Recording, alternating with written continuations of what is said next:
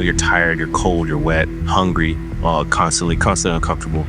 And the best thing I can kind of relate it to is like, just it makes you appreciate the good things that you have in life. What's up, guys? So I put that little clip in there because I think it pretty much sums up the essence of what Florida phase at Ranger School is like. We're about to get into the last episode of the U.S. Army's documentary series. It's episode 4 of the Creed, and it's all about Florida phase. You're not going to want to miss any part of this video because honestly, I think this is the best episode in regard to this series. They really go deep into what it's like to be at Florida phase. There's a lot of really good content. You're not going to want to miss any of this episode, I promise you. I've trimmed it down from about 50 minutes, the original episode, to about 30. That's just because I had a really hard time finding parts to trim off, but I feel like I did a pretty good job. Of course, through the video, I will submit to you my comments and clarify anything that I feel needs further clarification for you guys. And don't forget to like and subscribe now so you don't forget later, and leave your comments as you're watching the video if there's anything that inspires you to leave a message down below. So I don't think we should waste any more time. Let's go ahead and get into it.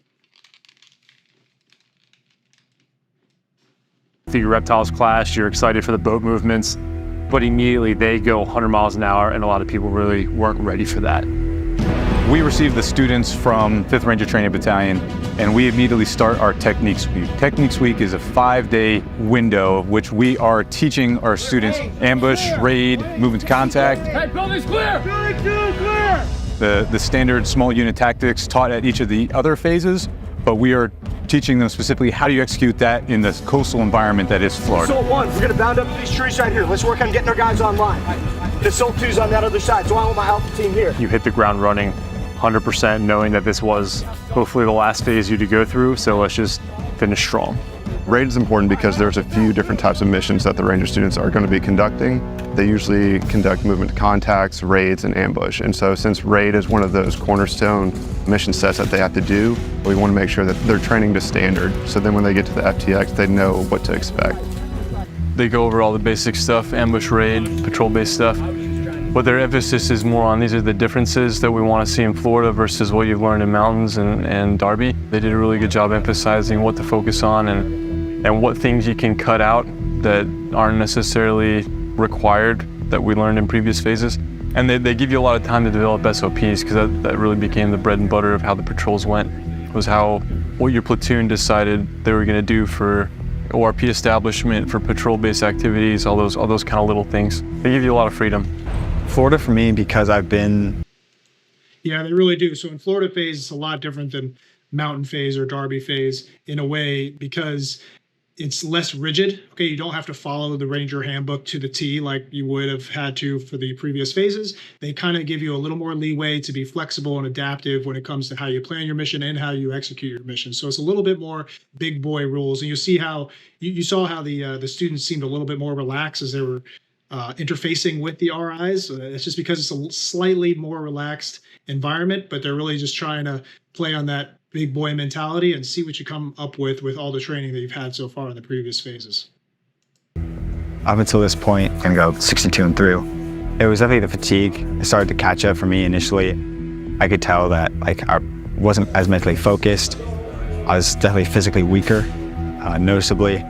A lot of it was because I've been carrying machine guns, that kind of thing, a lot in mountains, so I definitely lost a lot of muscle, weight, that kind of thing. We have 5 Mile Road. The biggest thing that changed was the time that you had to plan and then execute said mission was decreased significantly. So in mountains, you had multiple hours to do so. Now you might have an hour to conduct the same kind of mission, same complexity, but have to do it in half the allotted time. After those first 5 days, we are conducting an airborne operation into a 10-day field training exercise. Today, the students are Yeah, so that's the difference too. So in Florida, the FTX is 10 days straight out in the field doing patrol-based ops. You don't ever come back. And you heard the one ranger there saying he was worried that because he had lost so much weight. That's totally true. Like there's some rangers that will lose like 20 to even like 30 pounds. Like, you know, when I went through, I lost like almost 20 pounds. So it's legit. By the time you're to this phase, you're pretty bad. You're pretty malnourished. via air assault, and that is to provide them with an element of surprise and speed as they go to hit their respective objectives.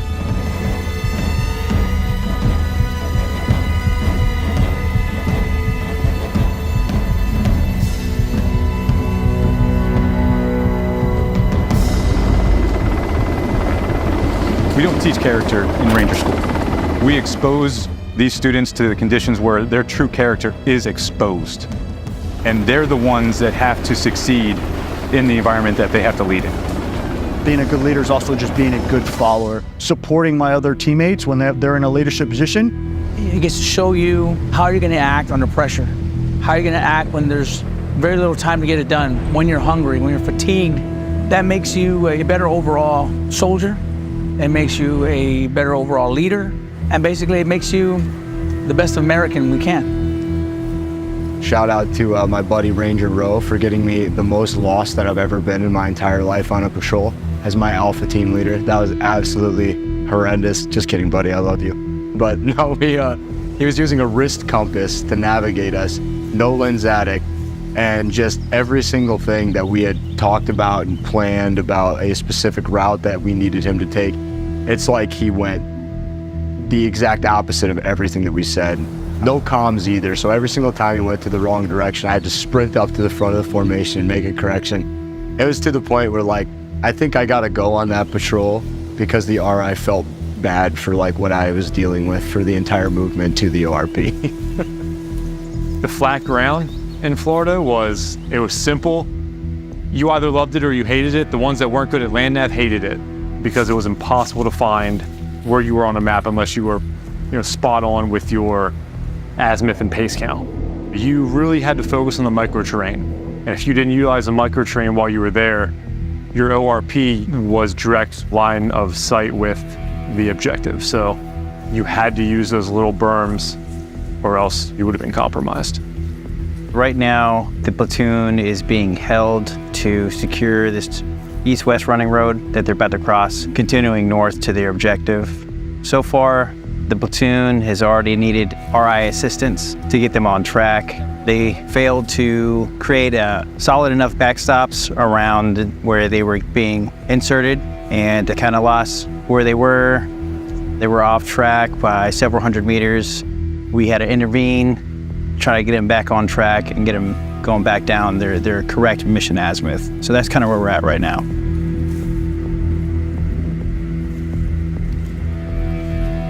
Just to jump in on that real quick, that is not a good sign. You don't want the RI having to intervene on your mission execution. So far, I would say this is a no-go, unless they, make it a lot better. The movement up prior is challenging in the sense of not everybody in the platoon has worked together before. So as far as spacing, hand and arm movements, and some of their own standard operating procedures might not be well rehearsed at this point, being as it is their first day in the FTX. Now you really have to be an adaptive leader because the way that you had learned how to do it in the book, the way the Ranger Handbook told you how to do it, is not going to cut it anymore. Now you need to take all the lessons that you learned in Darby and Mountains and the things that the instructors had taught you from Florida. You need to put all those things together so that you can be successful in your operation. So that was really cool. It's like, that was the culminating event in my mind, was like being able to see not just myself, but my Ranger buddies be able to make really tactically sound decisions in situations that seemed impossible. We expect them to lead their squads. They've been through 2 phases to this point. We expect them to understand what it takes to lead a patrol and successfully lead the men and women that they're with. That's a given. They're expected to do that in the first 2 phases. Here, we expect them to be a team. We throw challenges at them that are not on a checklist. We expect them to succeed given the conditions we set forth for them, and we want them to demonstrate the resilience to not go off a checklist, but to succeed because it's the right thing to do. Because if you can succeed as a team, together, you'll graduate here.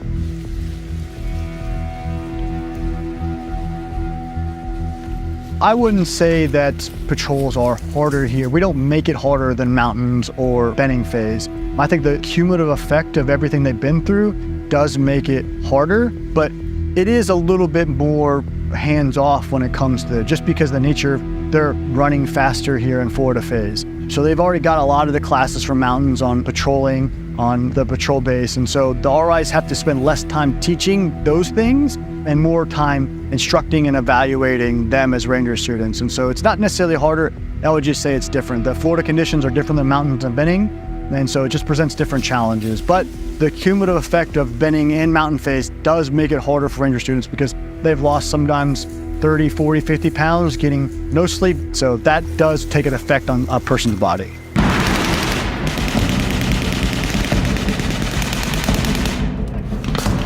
Hey, stand watch, go, push it up. Hey, Sam, I need you to push left a little bit to this tree. Hey, roll to the ship. Hey, where's that tree there? Up, push left. Taylor, Tanner, push up to the tree.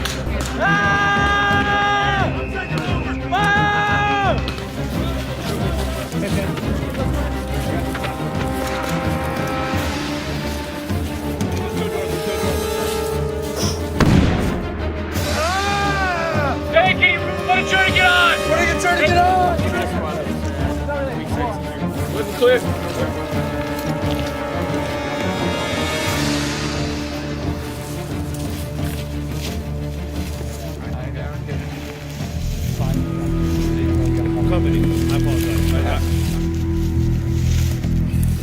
You see, and this is getting into what they were talking about, where they have to be flexible and adaptable. They throw a lot of new variables and unexpected variables at you all at once while you're in leadership position, and you still have to manage to execute all those things successfully and still accomplish the original operation, the original mission that you were set to achieve, and do it all to quote unquote Ranger standards. So this is good. It's showing all those things, but it's a lot more hectic than what we're seeing here in real life. Send your EPW.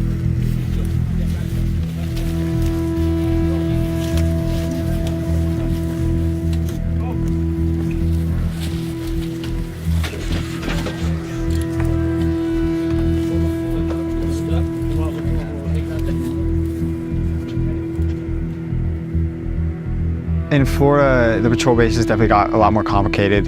Every morning in Florida, you wake up and immediately you start digging your hole for the day. Whether you're in a 2-man fighting position, a 3-man, or you're in a weapon squad hole, or an apex. And depending on which one you're in, it can take anywhere from an hour to 2.5 hours to dig your entire hole.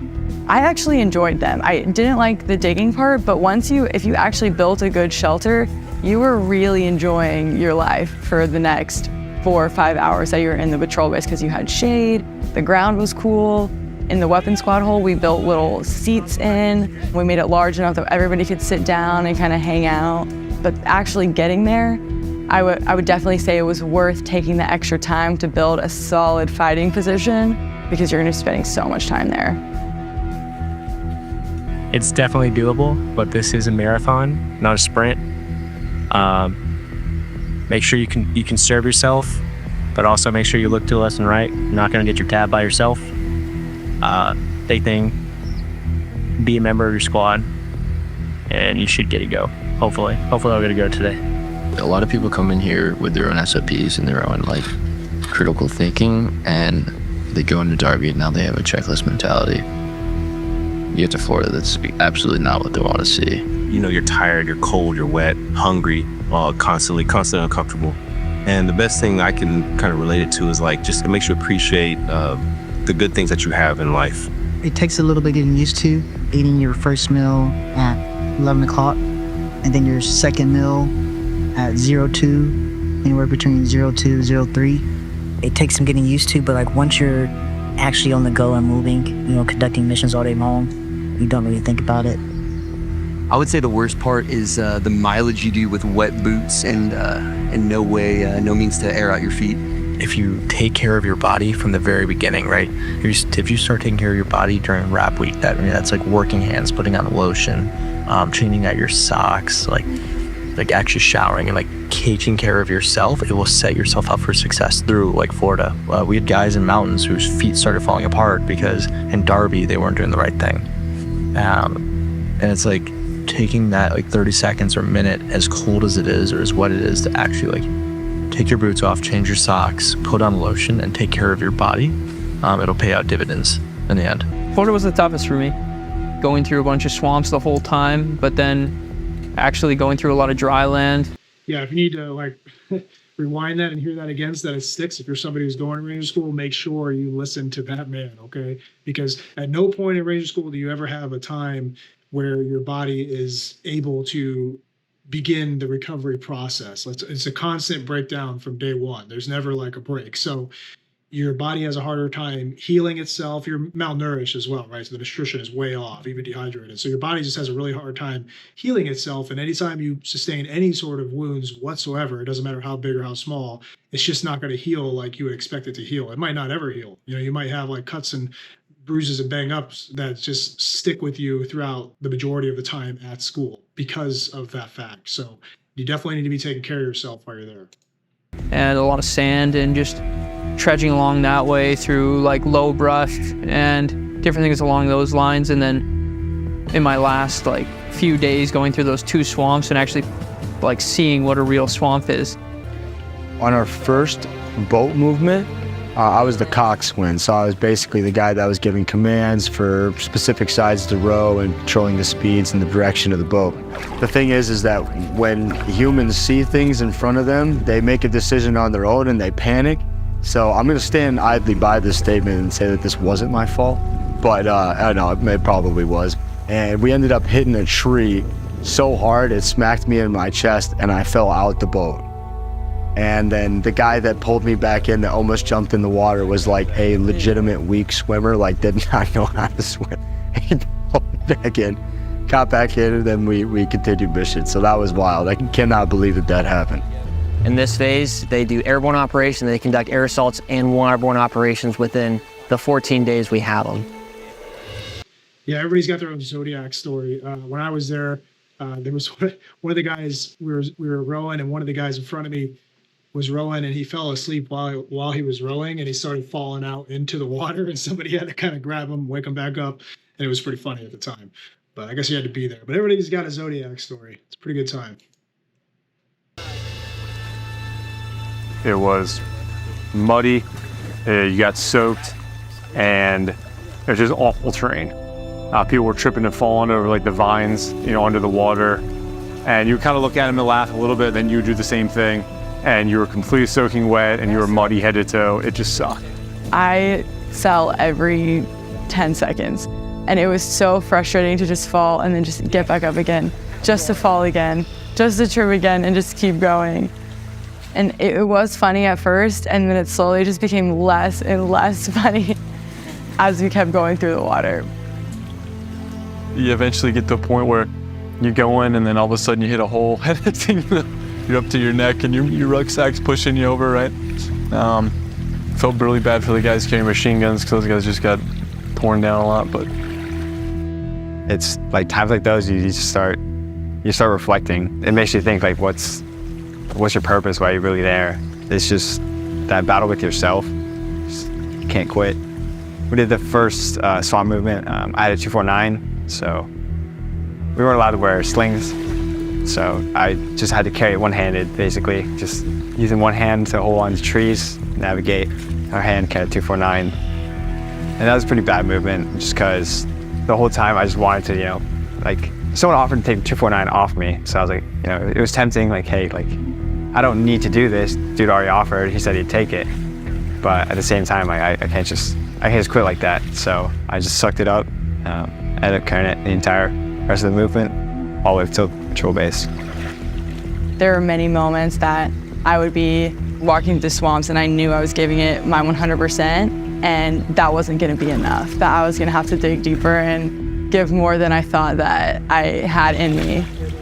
When you're doing it, you're just trudging through, and like you just have your rifle trying to keep it above water as well as your neck, especially because I'm a short guy. So I dip down and find a deep hole, and my head and everything is trying to stay above water. Instead of just staring down at my feet, trying to figure out how not to sink into this next hole in the swamp, and look up, be like, wow, this is super different. I'm following like one of my squad mates, and I'm in a really weird, different situation that I know I'm gonna look back on and really appreciate. We did have to stop at one point because the RI in front of us had seen about 4 snakes and was trying to kill them all before we walked through. And I'm not a huge fan of snakes. I can do spiders, I can deal with insects, I do not like snakes at all. So anytime we saw one, I was not thrilled. I definitely wanted to avoid it as much as possible. Florida phase has the most high-risk training of all the phases. We are teaching them how to succeed and be resilient leaders in a different environment. You've got to be the leader that stands up and succeeds in the darkest and hardest times. That's what we're looking for in the Ranger leaders. This place exposes a person's true character, how they really are as a person, whether it be a teammate or in a leadership role. And so that's what I think of as Florida phase, is a very good testing ground for your own character. And I would say that's true with the entirety of Ranger School, and that's what the purpose of the peers system is. You know, there's gonna be times where you're so tired, so hungry, and just so over it that, like he said, your true character just comes out without you having any control whatsoever. So it's gonna come out. If you're a turd, if you're kind of an asshole by nature, you need to work on that before you go to Ranger School, because it's gonna get exposed and you're gonna end up getting peered out if you can't be a team player. All right. Ranger School is kind of like an ongoing selection the entire time. You have to be a team player or it's just not going to work out for you. Lean back on your ruck.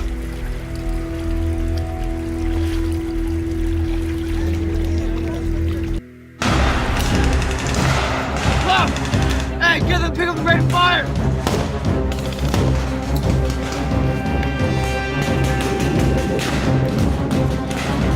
Adam! I want you to go Stiglitz with great fire!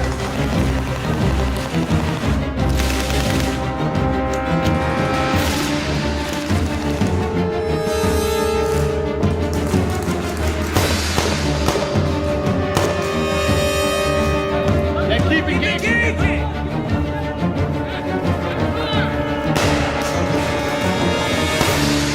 The opposition force came in and attacked them from all sides, and the students reacted to that contact from within the patrol base. It is very rigid in the way that they conduct those patrol base operations and establish patrol bases, and that is there for a reason. It creates a solid foundation for them to build upon. So this morning, students are planning for their last mission of their field training exercise, moving on to Santa Rosa Island and conducting a raid. Movement.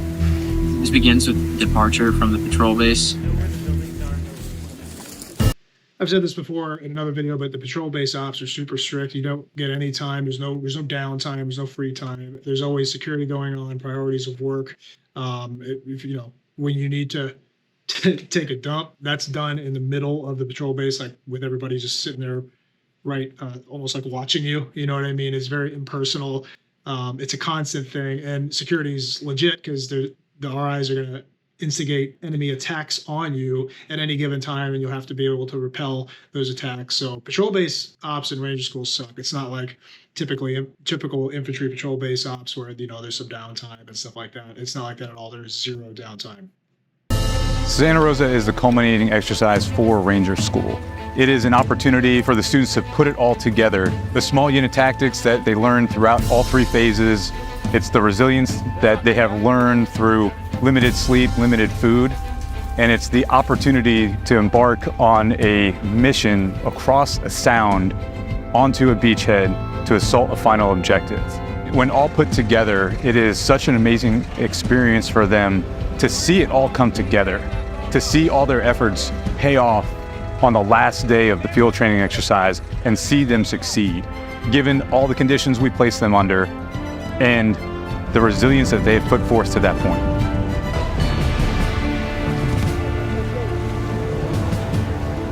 The Ranger students have to paddle from Windhaven all the way up to...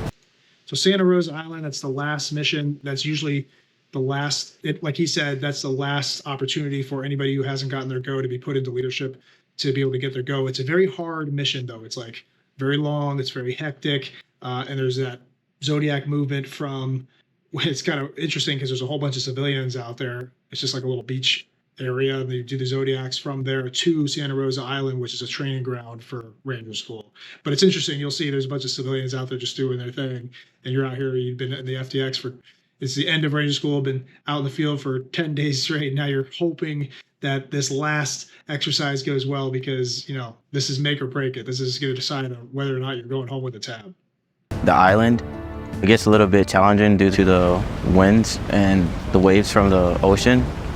It was very wavy. We were covered in water, completely soaked the entire way. We were fighting the current, we were fighting the wake. So just trying to get from one side of the sound to the other was my main focus. I'm sure it was everybody else's as well. So I didn't look to my left and my right too often, but I'm sure there was a bunch of people watching, which is kind of cool.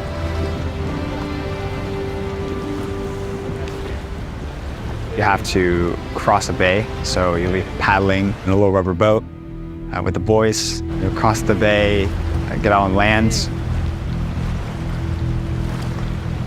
The students are excited because this is possibly the end of Ranger School for them, and there's a sense of urgency because some students know that they haven't done very well on their patrols thus far, and this is going to be their final opportunity to get a go. So my look was at Santa Rosa. I was a squad leader in Santa Rosa. That was the final look, and it was my second look, and it turned out that my first look was a no-go. A bunch of the leadership kind of like didn't mesh on our first look, so I guess I was extremely fortunate to have that last look. I'm glad I got that second look.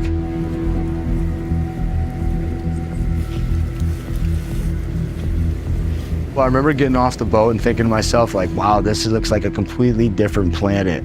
Once they get to the island, they're not used to having vegetation. It's more open. Now they have to use the sand as a defilade, help them cover their movements. It pretty much lets us know if they're thinking tactical, not just, the same thing that they've been doing this whole class. Usually these objectives are hit during the nighttime, and they're very large objectives. So sometimes students attack the objectives from the wrong way or do a poor recon, which ultimately leads to their failure. But when students get enough time and they actually conduct a good recon of the objective and use their time properly and use the techniques they were taught throughout Ranger School, it ends up going in their favor, and it turns out to be a very good day on Santa Rosa Island. You're earning everyone else's tab and everyone else is earning yours. So that's the key to success here, right? Is teamwork and selflessness. And those are the two things that are going to go away the quickest when you start introducing things like sleep deprivation as well as malnutrition. And it's all by design. It's no secret that they're introducing these things in an effort to try to get you to not be able to do those. But if you can keep your teamwork and you can be selfless and you do give 100% for your team and you do live by the creed, especially that third stanza, then there's no doubt in my mind that you're not going to have any problems with everyone in your platoon moving forward. I was an assault squad leader, so I got my guys online, and then as soon as the machine gun started shooting, we just pushed up onto the objective.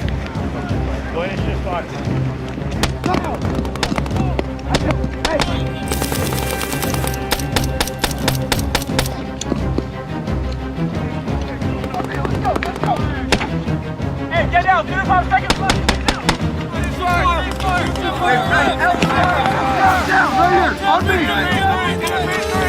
Take 2, clear that. Around the corner. Cleared a Humvee, passed through a couple of buildings, and then we established our LOA. It was a lot more chaotic because we only had that 30-minute window, so instead of doing a little more deliberate, step-by-step, follow the plan kind of thing, it was just, hey, this is the end goal we want, so everyone follow me, and then we're gonna make it look like that on the way. It was definitely chaotic. It was a lot of fun, though.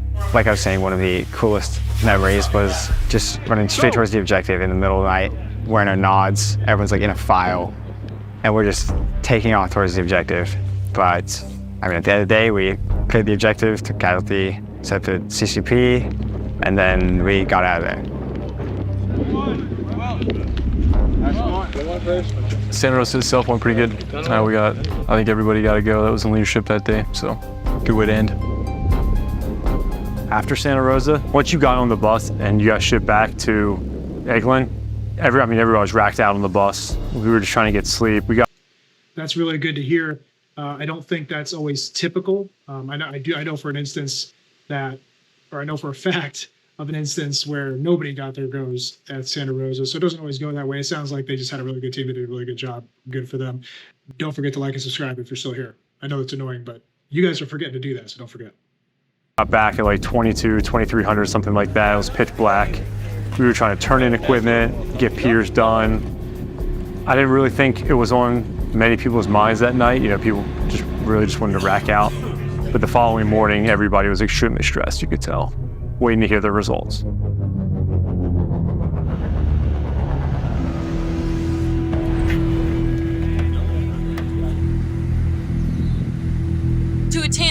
Your first look as Assault 2 squad leader, you received a no-go. Your second look as Assault 1 squad leader, you received a go.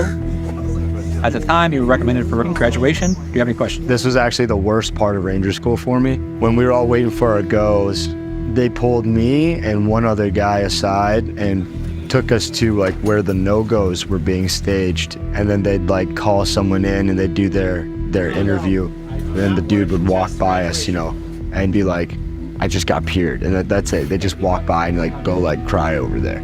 So all these people, it's just like next, and then he's gone, next he's gone, next he's gone. It's like getting closer and closer to me. And then the platoon, I thought to myself, I'm like, man, maybe it's just like, maybe I'm getting like honor grad or something. I was really reaching. I was like, man, because I don't think I go to any patrols. I was like, maybe that's what's going on. I was like trying to just make sense of any of it. And then the platoon started the Ranger Creed without me.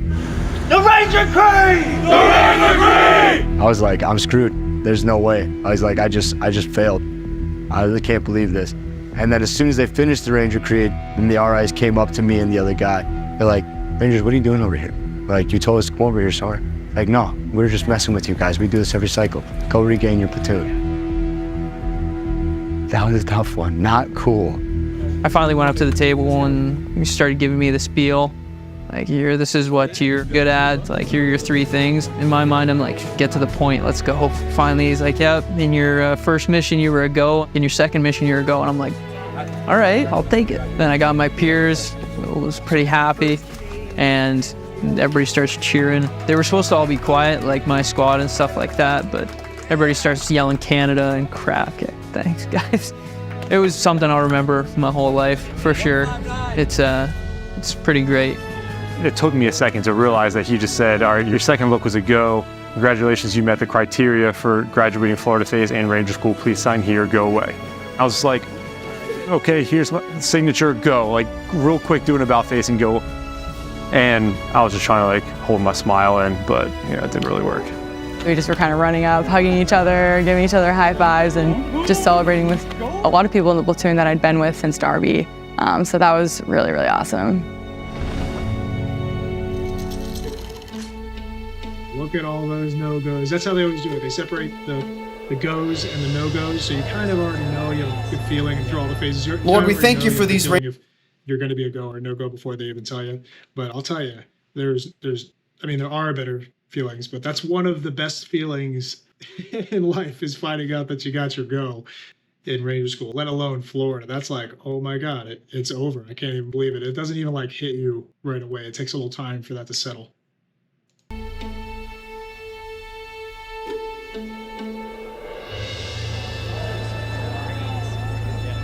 Lord, we thank you for these Ranger students. We thank you for these graduates. We thank you for the family that's here. For without the family and friends supporting and loving, this couldn't be possible.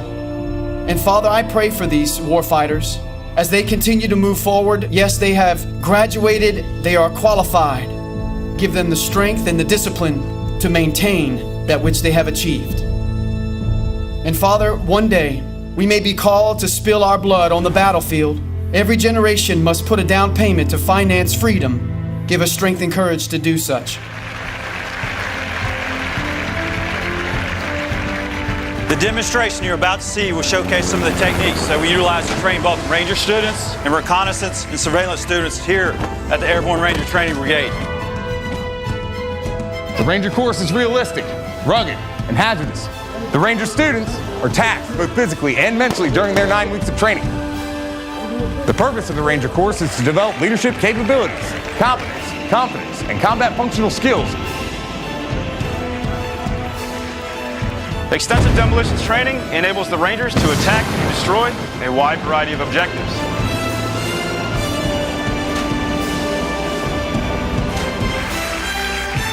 In summary, we feel that the Ranger course is the highest level of combat preparedness that the United States Army has to offer today.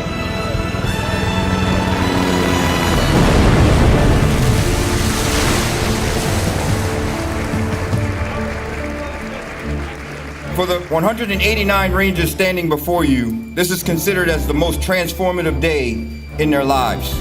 They now possess the most physically, mentally, and emotionally demanding experience they will likely ever encounter in their Army career outside of combat.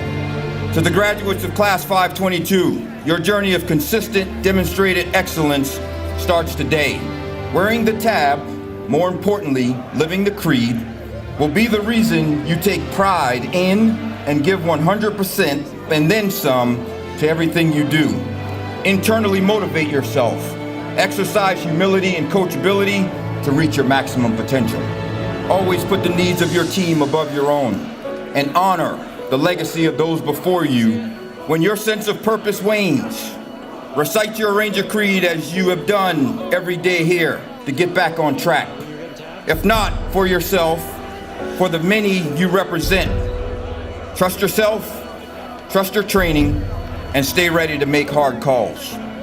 Class 0522, I am proud of you, and I have the utmost confidence you will live your creed, take the road less traveled, and always do what's right and necessary.